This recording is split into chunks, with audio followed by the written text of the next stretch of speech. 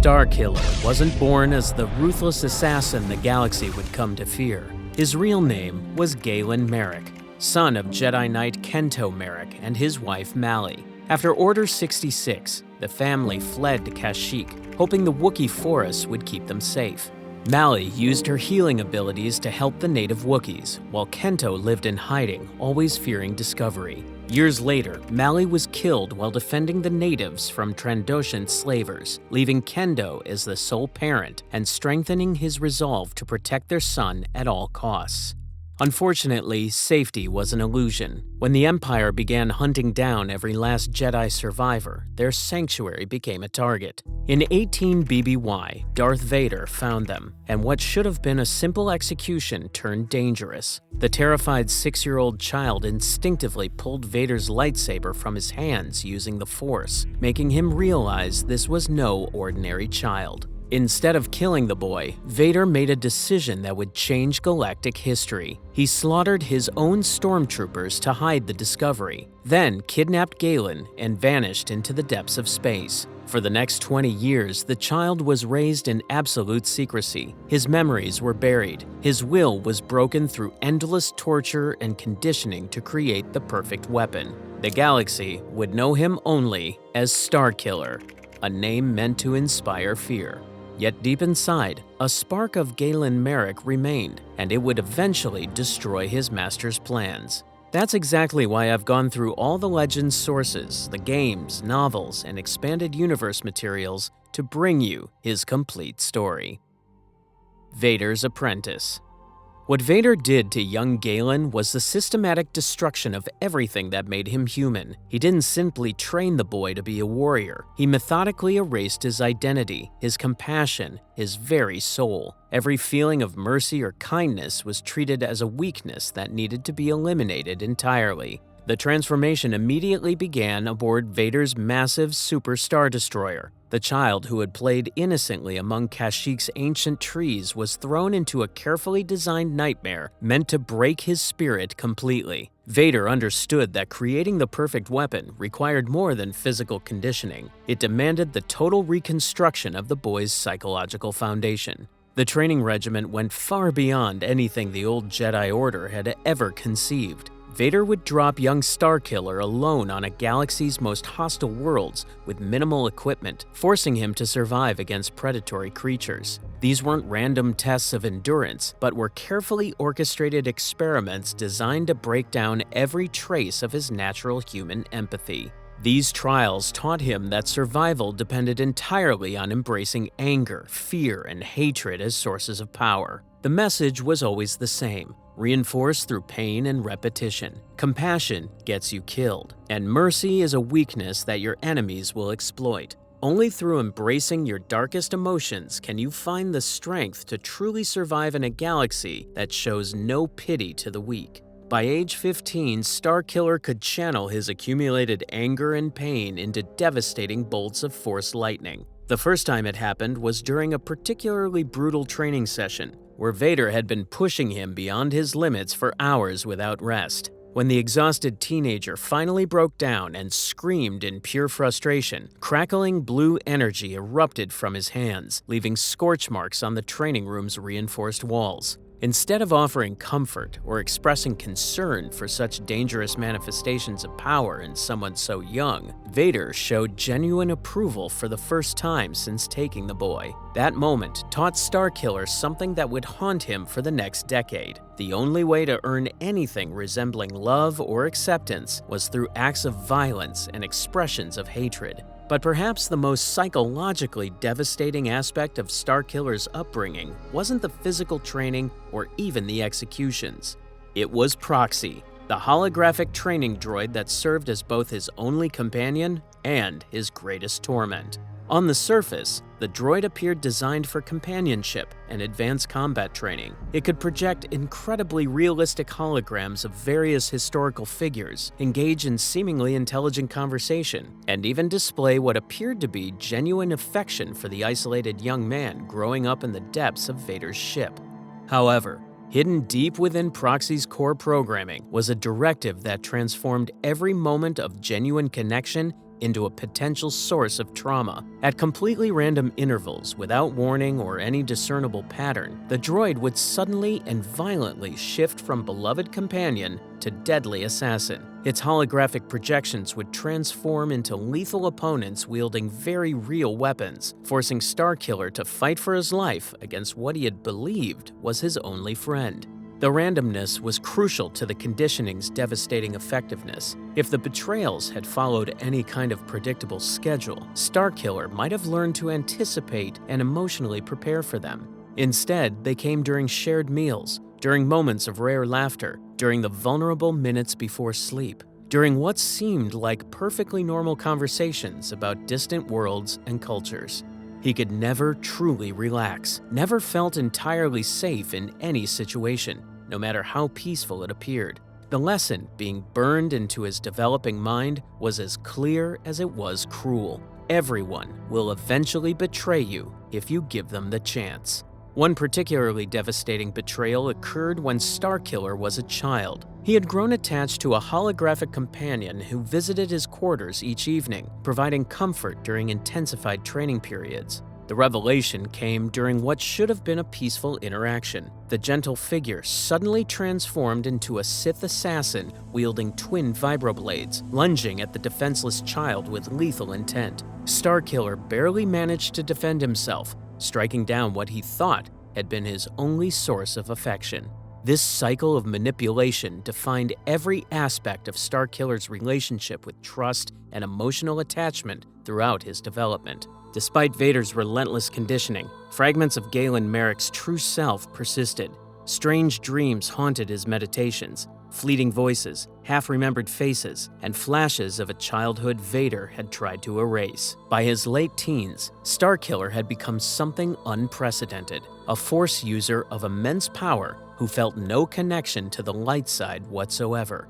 Unlike fallen Jedi who had known compassion before embracing darkness, he possessed the raw ability to challenge masters while remaining psychologically dependent on Vader's approval. As he approached adulthood, Starkiller's training intensified to include strategic thinking and detailed study of Jedi combat techniques recovered from temple archives. Vader was creating the perfect instrument for hunting down and eliminating the remaining survivors of Order 66.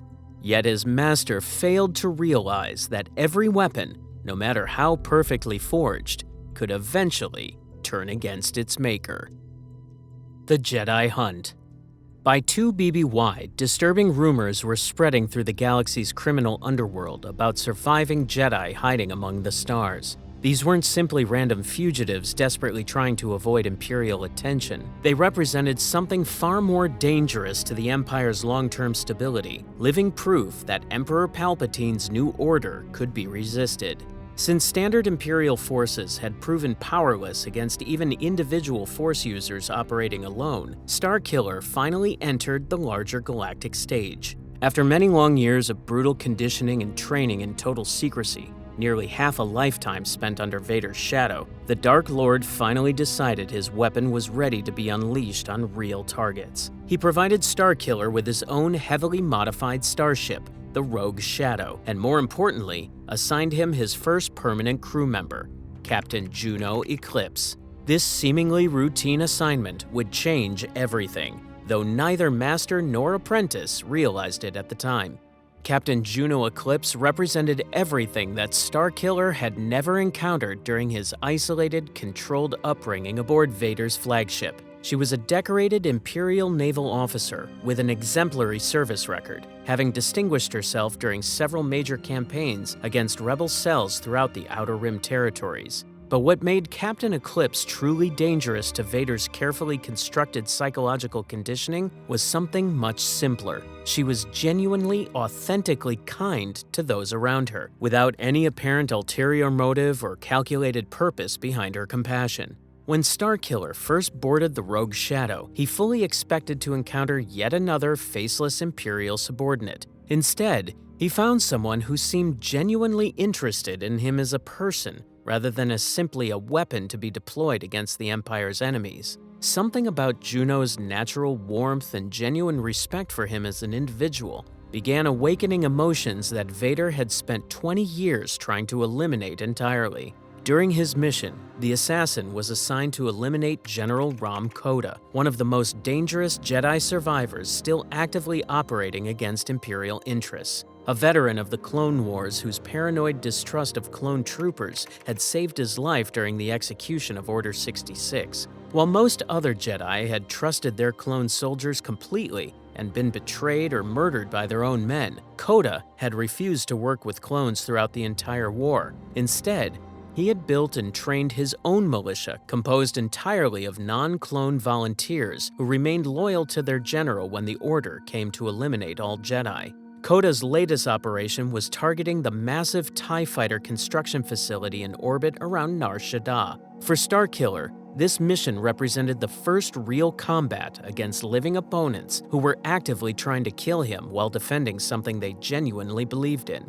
The assault on the orbital facility was devastating in both its efficiency and its display of raw, overwhelming power. However, something completely unexpected began happening as Starkiller progressed through his mission, systematically killing every person who stood between him and his target. For the first time in his existence, he started experiencing genuine moral discomfort with the violence he was inflicting on others. These weren't faceless training dummies that simply deactivated when struck, or holographic projections that flickered out of existence without consequence. They were real people with individual faces, distinct voices, personal histories, and genuine feelings. Soon, the assassin arrived at the facility's command center, where the Jedi Master waited with grim determination. During their battle, Koda observed that there was conflict within Starkiller, light struggling against darkness, and that he didn't have to remain Vader's weapon forever. These words carried a weight that had nothing to do with their literal meaning, because no one had ever suggested to Starkiller that he possessed choices about his identity or his future. The duel's turning point came when Starkiller, frustrated by the General's defensive capabilities and genuinely unsettled by his words, resorted to a technique that no true Jedi would ever have employed. He reached out with the Force and seized control of Koda's own lightsaber, dragging it across both of the General's eyes in a deliberately cruel display of dominance. The return journey to Vader's flagship aboard the Rogue Shadow was unlike anything in Starkiller's previous experience. Instead of the isolation he was accustomed to after disappointing his master, he found himself sharing space with someone who seemed genuinely concerned about his mental and emotional state. When Juno observed that he seemed troubled and asked if he wanted to talk about what had happened, it wasn't an interrogation designed to extract useful intelligence. It was simply one person offering emotional support to another who was clearly struggling with something difficult. Something about Juno's genuine care and respect was awakening emotions that Vader had tried to eliminate, and this growing internal conflict would make everything much more complicated. The next stage carried him to Raxus Prime, a planet-sized graveyard containing mountains of discarded technology. The hyperspace journey had provided time to study his next target through Imperial files. Kazdan Paratus, a brilliant Jedi Master whose expertise in droid construction had made him invaluable during the Clone Wars. Paratus had survived Order 66 through circumstance rather than skill. The clone troopers under his command had already died in a disastrous campaign, leaving no one to execute Protocol 66. The traumatic loss, combined with years of isolation, had severely damaged the Jedi's mental stability. Deep within the technological wasteland, Starkiller discovered Paratus's refuge, a crude but elaborate recreation of the Jedi Temple on Coruscant, constructed from salvaged materials and populated with mechanical mannequins the mad Jedi treated as living companions. Advancing through the makeshift temple, Starkiller cut through Rhodian salvagers and automated defense systems. In the central chamber, he faced not just Kazdan Paratus, but a mechanical recreation of the entire Jedi High Council. The small Alina had equipped himself with a four-limbed harness granting enhanced mobility, while mannequins bearing fallen Council Masters' likenesses activated with vibroblades. The confrontation tested everything Starkiller understood about the nature of madness and grief. As Starkiller systematically destroyed each mannequin, Kazdan Paratus became increasingly distraught. The mad Jedi wept openly as he witnessed the deaths of his beloved masters. The climax came when Starkiller hurled the Yoda mannequin directly at Paratus, sending the broken Jedi tumbling across the chamber's supports. Paratus attempted to crush his attacker with salvaged machinery, but Starkiller reversed its trajectory, crushing the mad Jedi beneath tons of twisted metal. As Paratus lay dying, lamenting his failures, Starkiller experienced an emotion his conditioning had tried to eliminate: pity. The sensation forced him to confront that his enemies were not just obstacles, but living beings capable of suffering and grief. That feeling of unwanted compassion lingered as the rogue shadow carried him toward his final hunt. Soon after, he arrived in Felucia, a world where the Force pulsed with alien life. This jungle planet was steeped in raw energy that created massive fungal growths, carnivorous plants, and phenomena defying conventional understanding. Here, Shaak Ti, one of the few masters to survive the initial purge, had carved out her final refuge. Unlike Paratus, Shaak Ti had not been broken by her experiences. The Togruta master had spent years preparing for this confrontation, using Felucia's force-rich environment to strengthen her connection to the light side, while training with native inhabitants. When Starkiller finally located her meditation platform near the ancient abyss, a massive sarlacc pit, she was waiting with calm determination. Their duel unfolded on ancient ground where the Force had flowed for millennia. Shaak Ti fought with fluid grace refined by decades of experience, but Starkiller's raw power gradually drove her back toward the sarlacc's waiting maw, each exchange bringing her closer to the creature's digestive pit. Even as her strength failed, Shaak Ti met Starkiller's gaze with piercing clarity. In her final moments, she delivered truths Vader had hidden for 2 decades: that he was not free, but enslaved, that he served not out of loyalty, but conditioning, and that the Sith always, inevitably, betrayed their own servants. With these words echoing across the fungal landscape, Shaak Ti made her final choice. Rather than allow execution like a common criminal, she cast herself into the ancient abyss, choosing death with dignity and defiance. Her sacrifice carried a warning that would prove prophetic. Shaak Ti's final words about Sith treachery would prove far more accurate than Starkiller could have imagined. The first great betrayal. Fresh from the harrowing trials at the ruins of the Jedi Temple on Coruscant, Starkiller returned to Vader's hidden audience chamber aboard his flagship. He carried with him the memory of Shaak Ti's death on Felucia and the weight of her final warning. Presenting Shaak Ti's lightsaber as proof of his success, he felt an anticipation that bordered on excitement. Surely now, after 20 years of preparation, Vader would deem him worthy of their shared destiny. Never before had Starkiller allowed himself to feel genuine pride at Vader's approval, a dangerous emotion his conditioning had taught him to suppress. He dared to imagine a future where he stood as an equal beside his master, where they would overthrow the Emperor together. The possibility filled him with excitement that made him careless about concealing his presence in the Force, a mistake that would prove catastrophic. This moment of triumph and anticipation would become the foundation of his ultimate destruction and rebirth. The betrayal came without warning or ceremony. The Dark Lord of the Sith had been monitoring their activities from the shadows all along, his ancient eyes taking in every detail of Vader's secret apprentice with calculating interest. Before Starkiller could process seeing the Emperor, his master ignited his crimson blade and drove it straight through the apprentice's back, the searing energy bursting forth from his chest in an act of cold betrayal.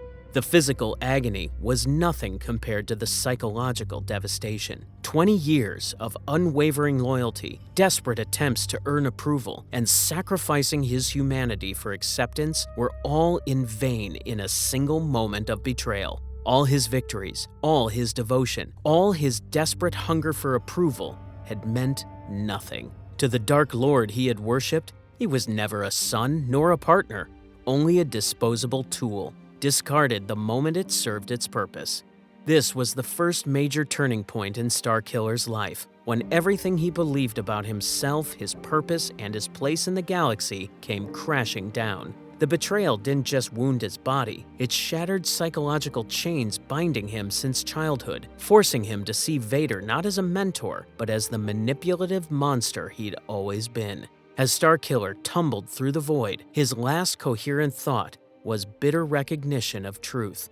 Shaak Ti had been absolutely correct. The Sith always betrayed their own, and he had been nothing more than a slave. Yet Vader had no intention of allowing his most powerful weapon to perish uselessly. Within moments, the Dark Lord's medical droids retrieved his body and rushed him to a hidden facility where advanced technology fought desperately to preserve what remained of his life. Now would come the most sophisticated psychological manipulation Vader had ever attempted.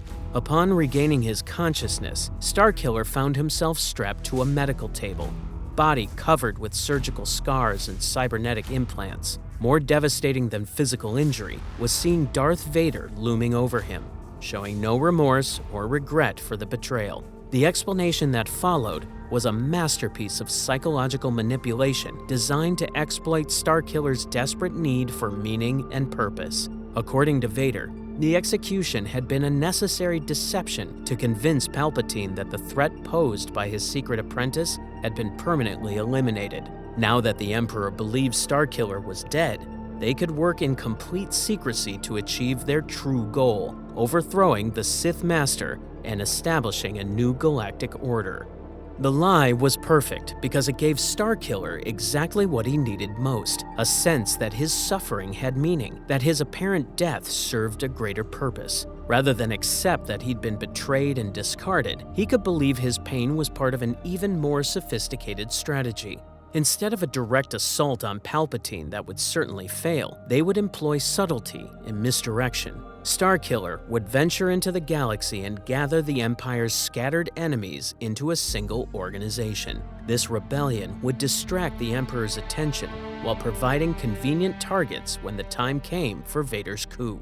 But this mission came with a price. Vader demanded that Starkiller sever all ties to his previous life, including his growing emotional connection to Juno Eclipse. This was the most difficult order he'd ever received, as the Imperial pilot had become his only source of genuine human contact. This choice between obedience and compassion would define everything that followed in his journey toward either damnation or redemption. Building the Alliance. Starkiller's mission to gather the Empire's enemies began with a task that forced him to confront the direct consequences of his previous actions. His first assignment required tracking down General Rom Koda, the same Jedi he had fought and permanently blinded above the TIE fighter facility on Nar Shaddaa. However, before he could even begin that hunt, Starkiller made the first truly independent decision of his adult life. Instead of following Vader's orders to eliminate all connections to his past, he chose to rescue Juno Eclipse from Imperial custody, where she had been arrested on fabricated treason charges following his staged execution. This act of defiance, small as it seemed, marked the beginning of his transformation from absolute obedience to independent moral choice. Finding General Koda proved surprisingly easy, though what the once proud military commander had become was deeply disturbing to witness. The blind Jedi was drowning his sorrows in a seedy Cloud City cantina, his military uniform hanging in tatters and his legendary discipline completely shattered by despair. Watching Koda struggle with simple tasks like locating his drinking glass or navigating around furniture without assistance awakened something in Starkiller that his conditioning had never prepared him to handle: genuine, crushing guilt over the suffering he had directly caused to another sentient being. From this moment forward, Starkiller would begin choosing compassion over the cold efficiency that Vader had tried to make his only guiding principle. When stormtroopers and their lumbering walkers crashed through the doors of the Vapor Room Cantina, clearly intent on arresting the broken Jedi for his past resistance activities, Starkiller faced his first real test of compassion in battle. His intervention was immediate and devastating, but also revealed how much his approach to violence was already beginning to change. While he fought with all the skill and power Vader had drilled into him, he also found himself actively working to minimize casualties among innocent bystanders. The unlikely partnership that developed between former enemies proved surprisingly effective. As they began reaching out to other opponents of Imperial rule scattered throughout the galaxy, Koda's extensive knowledge of surviving rebel cells and dissident politicians provided exactly the kind of intelligence networks their mission required, while his reputation among resistance fighters lent credibility to their cause. Their first major joint operation took them to Kashyyyk. Princess Leia Organa of Alderaan had been stationed there as the Emperor's official observer, a political captive forced to oversee the Skyhook's construction. For Starkiller, this assignment represented something far more profound than a simple rescue mission. It was a return to the world where his childhood had been murdered and his true identity buried beneath layers of Sith conditioning. Walking among the massive Roshar trees where he had once played as an innocent child named Galen Marek, buried memories began to resurface after more than 15 years of relentless suppression under Vader's training. Every sight, sound, and scent of the forest carried emotional weight that threatened to overwhelm the psychological barriers Vader had constructed around his earliest experiences. More disturbing than personal nostalgia was witnessing the systematic oppression being inflicted on the Wookiee population by Imperial occupation forces. The mission also provided a direct connection to his buried past when their search for Princess Leia led them through the ruins of his family's old home. In the most transformative vision, he witnessed a recreation of the night his father had died, but this time from the perspective of someone old enough to understand what was truly happening. His father's spirit spoke with infinite love and sadness, calling him by his true name, Galen, and expressing profound grief for what his son had been forced to become. From the ashes of his destroyed past, Starkiller began to reclaim the one thing Vader could never truly eliminate: hope for redemption.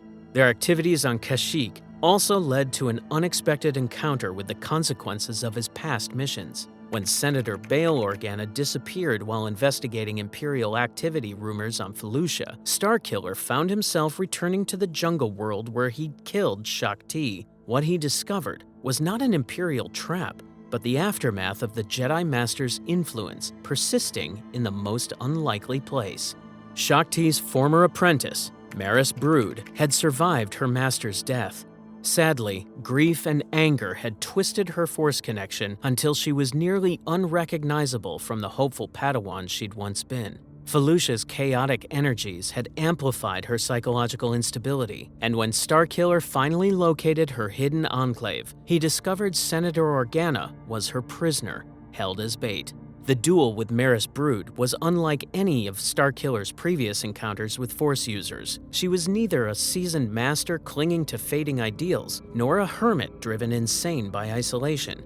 Instead, she was young, unpredictable, and consumed with fury, her twin lightsabers flashing with raw skill that lacked refinement but compensated with desperate ferocity. As they fought, Maris raged about betrayal, abandonment, and the cycle of violence that had consumed everyone she'd ever cared about. She accused Starkiller of being nothing more than another Sith executioner, blind to the destruction he was spreading. In her words, Starkiller heard disturbing echoes of his own doubts and fears. Yet unlike the fallen Padawan, he was beginning to recognize that darkness didn't have to define his future. For the first time in his existence, Starkiller chose mercy over vengeance when he spared Maris Brood's life. This decision to show compassion to a defeated enemy marked another crucial step in his transformation from weapon to moral agent. The choice was entirely his own, made not because of orders or conditioning, but because he recognized something of his own pain and confusion in the young woman's desperate fury. Working alongside General Koda, Princess Leia, and rescued Senator Organa, Starkiller began the delicate process of making contact with other Imperial opponents scattered across the galaxy. This gradually expanding network came to include Mon Mothma of Chandrila, whose political acumen and Senate connections proved invaluable, and Garm Bel Iblis of Corellia, whose military experience provided a foundation for organized resistance. Each new alliance required Starkiller to demonstrate not just combat abilities and tactical knowledge, but commitment to principles completely foreign to his Sith upbringing.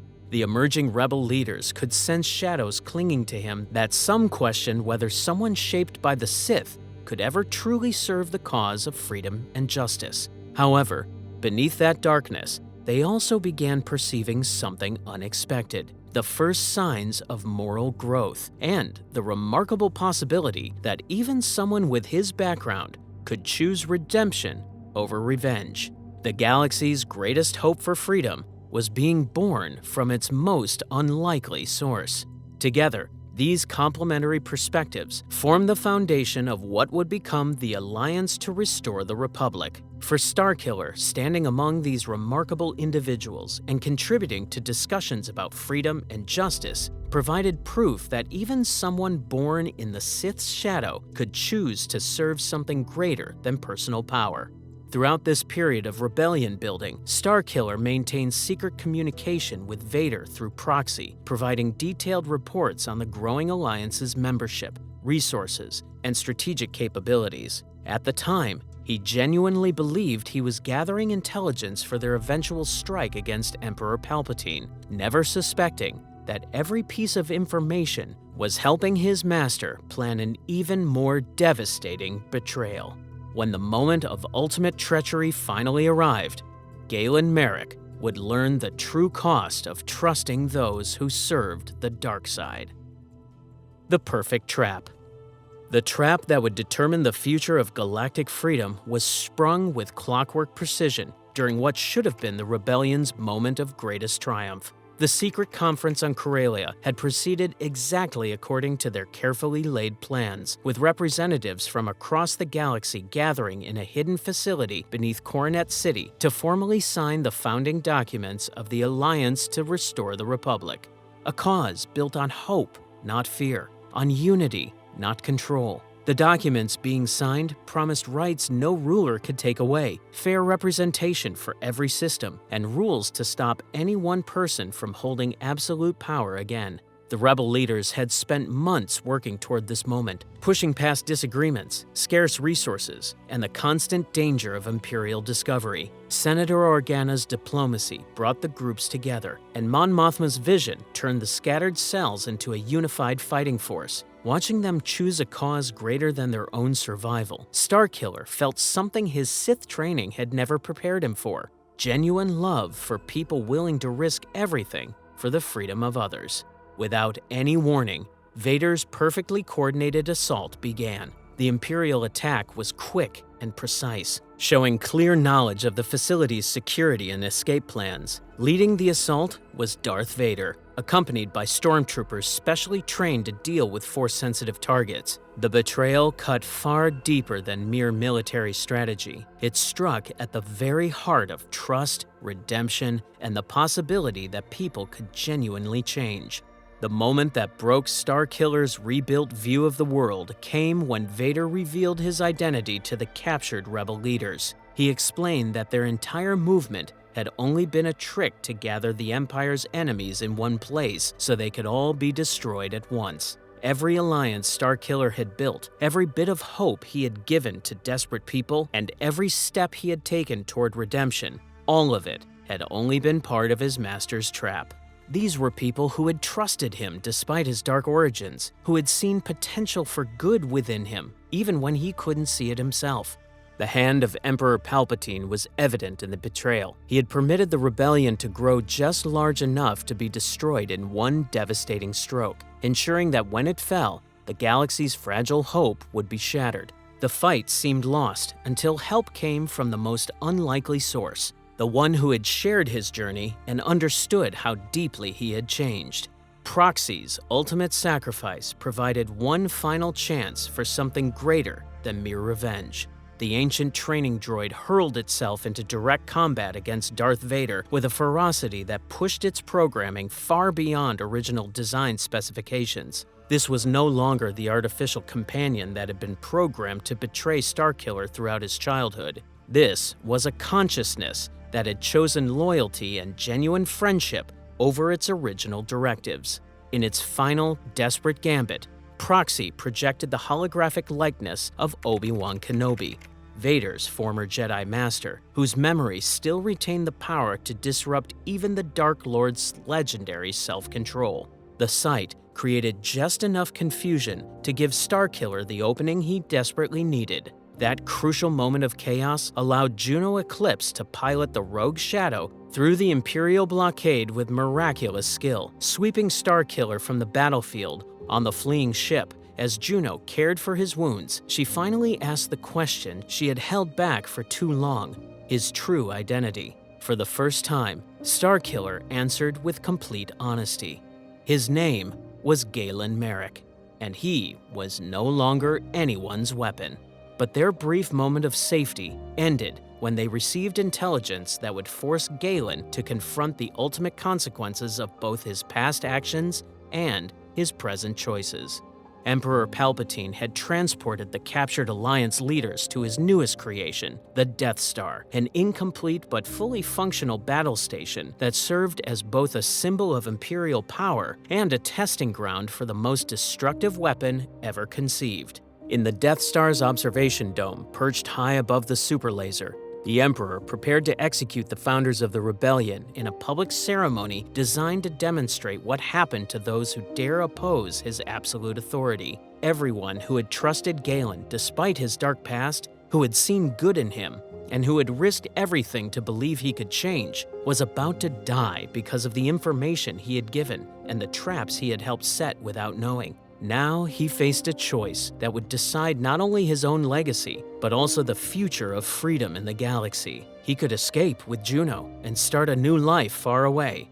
Or he could do the impossible, enter the most heavily guarded base in history, confront the two most powerful Sith Lords alive, and try to save the people whose only crime was believing he could choose good over evil. This was the second great turning point in Starkiller's life, the moment when Vader's weapon truly died forever, and Galen Marek was fully reborn. The ultimate sacrifice. The infiltration of the Death Star represented everything Galen Marek had learned about courage, strategy, and moral purpose condensed into a single desperate mission.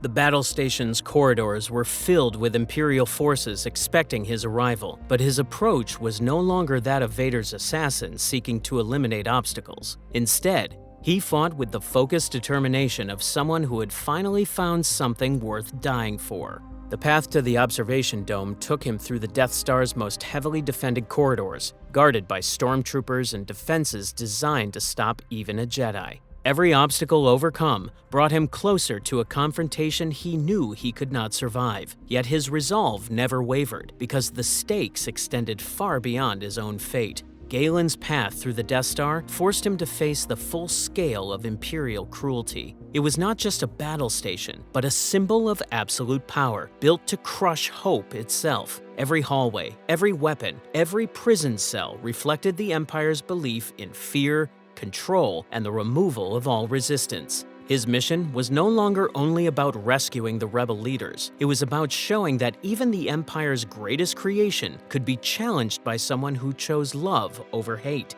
and sacrifice over selfishness. This time, Galen fought not to prove himself worthy of his master's approval or to demonstrate his growth as a weapon of war. He fought to save the lives of people who had shown him unconditional acceptance and genuine love.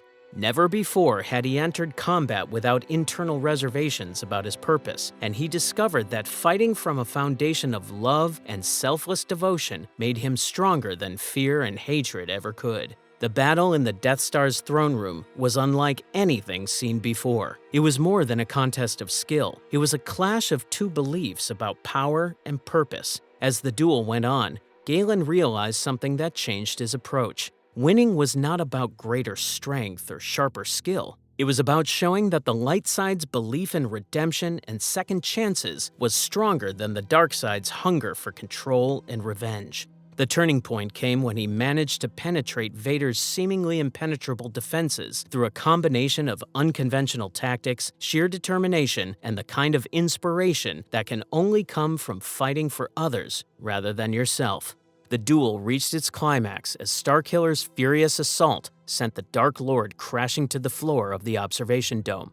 Standing over his defeated master, Galen faced the final test of his journey. He had the power and every reason to end Vader's life and take revenge for years of abuse and betrayal. But before he could act, Emperor Palpatine stepped from the shadows with the same offer that had corrupted so many before: kill Vader, take his place, and claim power beyond imagination. It was simple and tempting. All Galen had to do was give in to his anger, strike down the man who had taken his childhood and his father, and accept a Sith legacy stretching back thousands of years. In that crucial moment of ultimate decision, Galen Marek remembered who he truly was and what he had chosen to fight for. Instead of holding on to pain and anger, Galen thought of the people who had believed in him, even when he could not believe in himself. He remembered General Koda's trust in a former enemy, Princess Leia's courage against impossible odds, and Senator Organa's faith that even someone with his past could choose justice over power. Most of all, he thought of Juno Eclipse, who had seen past his training in darkness to the person he could become if he chose love over hate, compassion over cruelty, and hope over despair. Rather than take the revenge and power the dark side offered, Galen made the choice that defined him as free. He shut down his lightsabers, cast them aside, and threw himself into Palpatine's lightning, using his body as a shield to protect the rebel leaders who trusted him. The dark side tore through him with unbearable pain, but he held on through willpower and the knowledge that his suffering was saving others. After a lifetime of being used as a weapon, Galen finally chose how that weapon would be used. One last time. Through his ultimate sacrifice, Starkiller completed his transformation from instrument of destruction to legend of hope and redemption. With one final act, Galen took the full force of Palpatine's attack and released it in a massive burst of energy that hurled the Emperor backward and shook the Death Star. The explosion tore apart the throne room and caused enough chaos for the rebel leaders to break free and escape. When the storm of energy cleared, Galen Marek lay still on the shattered floor. His sacrifice was complete, and in his last moments, he felt peace and the certainty that he had made the right choice. As his life faded, Galen's final sight was the rebel leaders escaping toward freedom and the future he had made possible by choosing light over darkness. In honor of Galen's heroic final stand, Princess Leia proposed that the Alliance to restore the Republic adopt the Marek family crest as their official symbol. The ancient starbird design became one of the most recognizable emblems in galactic history, carried on flags, uniforms, and starships throughout the coming war. Every time Alliance fighters saw that symbol, they would remember the man who had given everything to ensure that their cause would survive and eventually triumph. Galen Marek's story should have ended there, with redemption so complete that it changed a weapon forged by the Sith into a martyr for freedom. But Darth Vader could not let it go. His inability to accept the loss of his greatest creation gave Starkiller's tale a haunting epilogue. Vader's obsession. The death of Galen Marek should have ended Starkiller's influence on galactic history. Instead, it began Vader's descent into an obsession that would ultimately lead to his own downfall. Unable to face the loss of his greatest creation, and perhaps haunted by emotions he refused to acknowledge, the Dark Lord descended into an obsession that would consume him entirely. The very completeness of Galen's sacrifice made it infinitely more disturbing to Vader than any simple death in combat would have been. His apprentice hadn't merely died, he had consciously chosen to die for principles that directly contradicted everything Vader had spent 20 years teaching him. In doing so, Galen had proven that Vader's entire philosophy of power and control was fundamentally flawed. This discovery shook Darth Vader deeply. If someone raised from childhood to serve the dark side could still choose the light, it forced uncomfortable questions about his own path. Rather than face those doubts, Vader turned to denial and drastic action. On the stormy world of Kamino, he began a secret cloning project. Using genetic material taken from Galen's body, Vader tried to recreate his apprentice, not only his strength in the Force, but also his memories, skills, and most importantly, his complete loyalty. Because Galen had chosen sacrifice over power, Vader tried to build a replacement who would never betray him. Vader's plan was twisted and ultimately futile. He aimed to recreate Starkiller's power while stripping away the conscience that had led to Galen's betrayal. Where the original had chosen love over hatred, Vader would forge a replacement who would never face such conflicts of conscience. The reactivated Kaminoan cloning facilities stood as monuments to Vader's desperation, as well as his failure to understand what had truly made Galen unique. For a while, the technology was advanced, and consciousness itself was far more complex than any machine could replicate. As a result, dozens of attempts ended in failure, with most clones either driven mad or destroyed by the strain of artificial force powers. In the end, one subject seemed different, awakened with memories of Galen's past and full command of the Force. But whether this was truly a clone or the original Starkiller restored remained shrouded in doubt. This surviving clone possessed all of Starkiller's combat abilities and Force sensitivity. Doubts gnawed at him. He questioned whether his memories were truly his own, yet the love he still felt for Juno was undeniable, a bond too strong to dismiss. He could recall his father's sacrifice, but it carried no personal weight beyond intellectual understanding. Something was still missing. The clone's memories felt empty, like copies without meaning. They showed that no matter how perfect the process, Vader could not recreate the spark that had made Galen unique.